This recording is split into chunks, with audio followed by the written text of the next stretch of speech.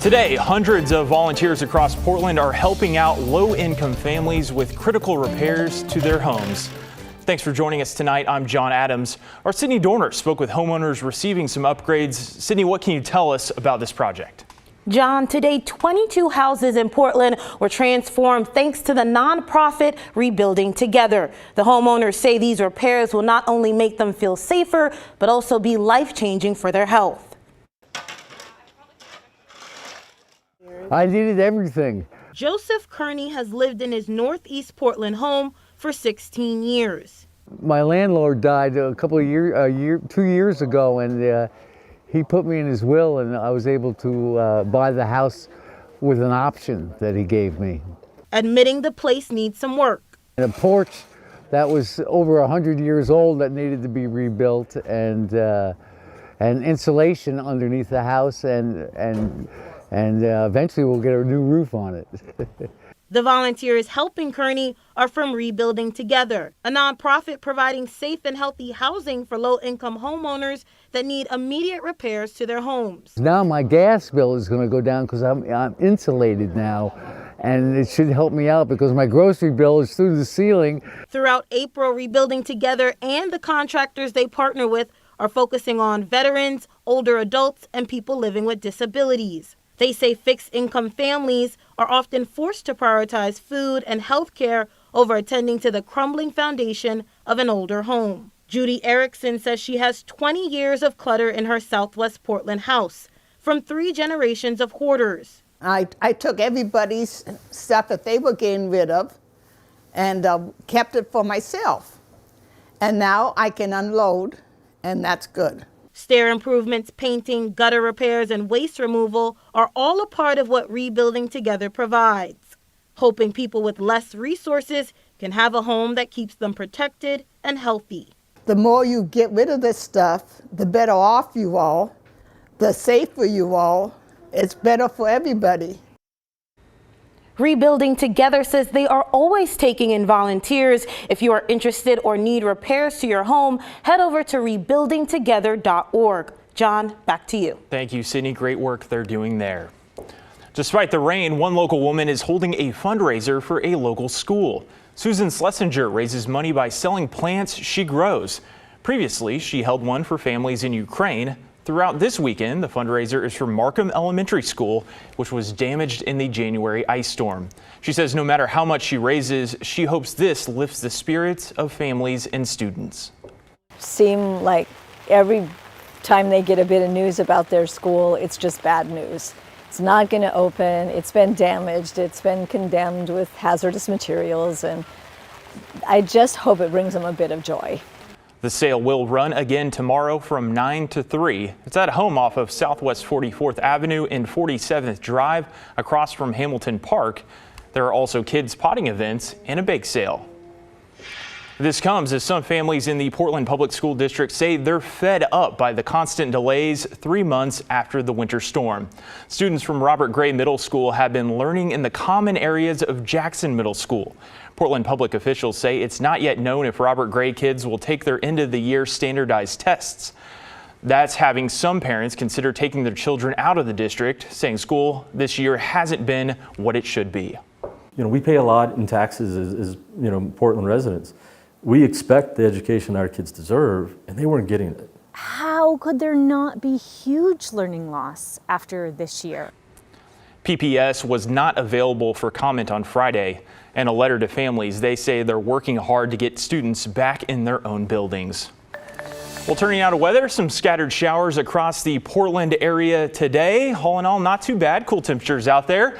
Meteorologist Joe Ranieri is joining us now. And Joe, for folks going out this evening, what should they expect out there? Well, John, we're going to be seeing a few spotty showers, and that is about it. But the rest of April, which is basically now until Tuesday, we're going to be seeing some cool and showery conditions. Case in point out there right now, really picking up some heavier bands of rain showers along the Oregon coast. A few locations near Astoria and Cedar Seaside have picked up close to a half of an inch of rain. Here locally in the metro area, just under a tenth of an inch of rain. A few showers will continue heading into the rest of your Saturday night. In fact, there's a 30% chance here the next couple of hours. It goes down a little bit by the later part of the evening, really after sunset. By 9 o'clock, we'll be looking at drier conditions. A few showers after midnight, and then the showers potential could return heading into the early part of tomorrow morning, but a better shot of seeing those showers really increase heading into tomorrow afternoon. All in all, the next couple of days, rainfall amounts will be on the lighter side, at least through tonight and into the end of tomorrow.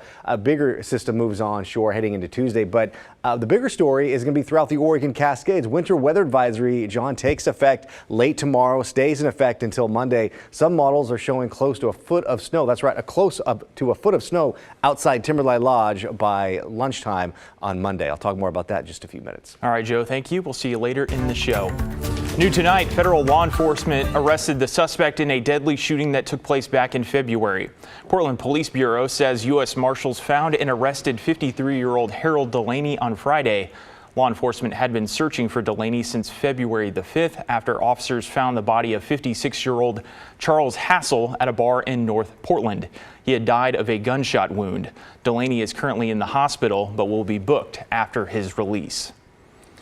Deputies in Marion County detain one person after a gunshot is fired in a home in a brief standoff. It happened just before 6 this morning in an unincorporated part of East Salem. SWAT was called after one of the people involved refused to leave the home. Eventually, the 58-year-old woman surrendered peacefully. No one was hurt, but the investigation continues. New tonight, the Oregon Governor's Office confirms the resignation of their communications director.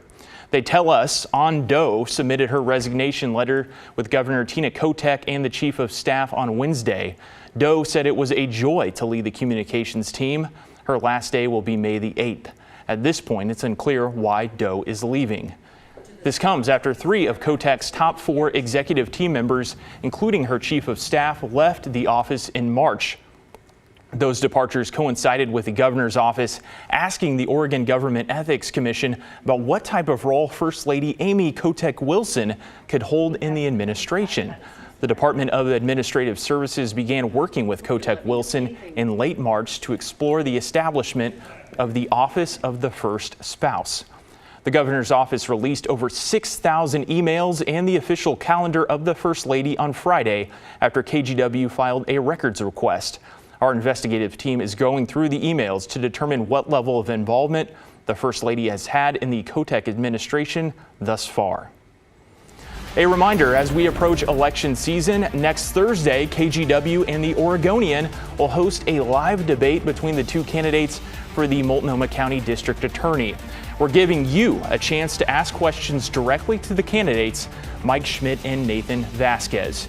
You can record a short video on your phone, then email it to debate@kgw.com, then watch the debate live Thursday evening at 6:30 right here on KGW. It's an annual parade all about celebrating the diversity of Portland and the people who live here. This morning, a local nonprofit held the 18th annual 82nd Avenue of Roses Parade. It started back in 2007 with businesses and neighbors wanting to hold a fun and welcoming parade. Now it features marching bands, community groups, and more. It's pretty fun. There's a bunch of music that I like. It's a big childhood thing, you know. We used to do this a lot when we were a child, and just bringing it to our generation, you know, our youngins, and showing them like the fun we used to have, you know what I'm saying, and really just showing them that there's good in the world. It's so fun. What a fun time. The organizing nonprofit says 82nd Avenue is surrounded by the highest percentage of Asian, Black, and Indigenous communities in Portland. Coming up